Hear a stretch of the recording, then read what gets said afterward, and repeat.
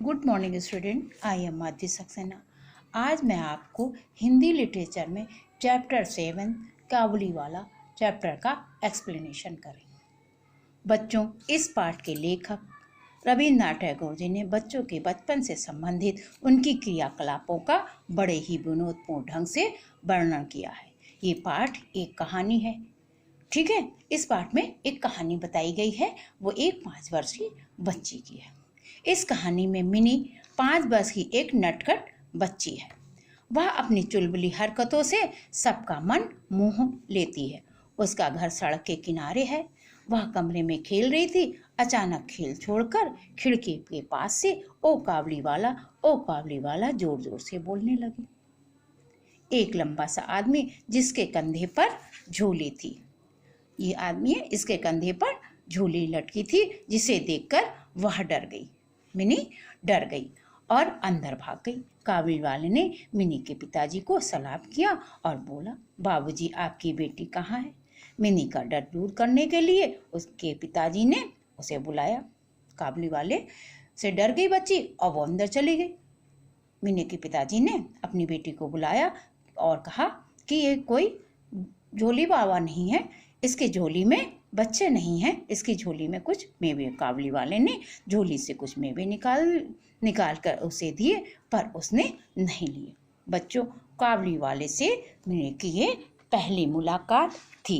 अब तो काबुली वाला भाई रोज आने लगा और रोज मिलने आने लगा और उसकी मासूमियत भरी बातों से खूब खुश होता। मिनी की माँ को ये सब अच्छा नहीं लगता था। हर साल काबुली वाला, जिसका नाम रहमत है, ठंड समाप्त होने पर अपने घर देश काबुल चला जाता था। जाने से पहले वह लोगों से पैसे वसूलता।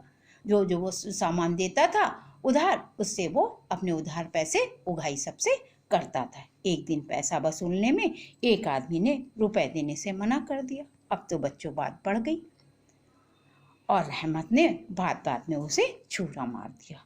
इस अपराध में रहमत को जेल जाना पड़ा। काफी साल बाद जब रहमत जेल से निकला तो समय काफी बदल गया था, यानी कि उसके व्यवहार में काफी परिवर्तन हो गया था और उसकी वेशभूषा बदल गई थी।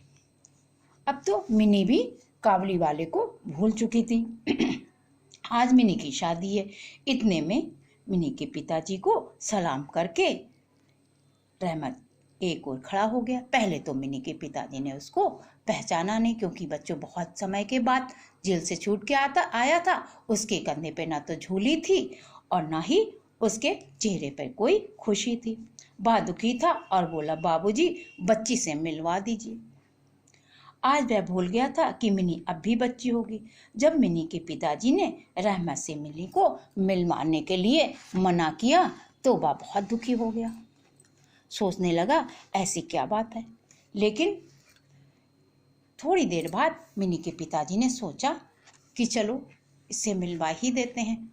उसने इतने में काबुली वाले ने अपने कुर्ते की जेब से अपनी बेटी के हाथ के पंजे की छाप को निकाल कर दिखाया और कहा, बाबूजी, आपकी बेटी की तरह हमारी भी एक बेटी है।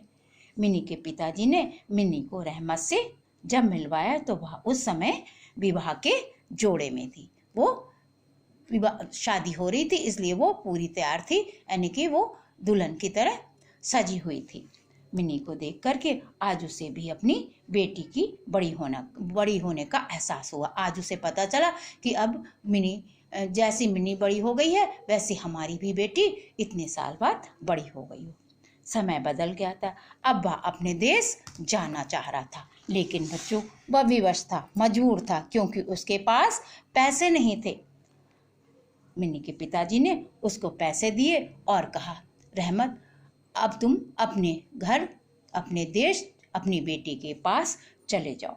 बच्चों, इस कहानी से हमें ये शिक्षा मिलती है कि पैसा कमाने के साथ हमें समय को, अपने नैतिक मूल्यों को और अपनी पारिवारिक जिम्मेदारियों को समझना चाहिए। बच्चों, चैप्टर पुनः रिवाइज करिए, फिर से पढ़िए। कुछ जो समझ में नहीं आया हो वो पूछिए। घर में रहिए, खुश रहिए, सुरक्षित रहिए। Thank you.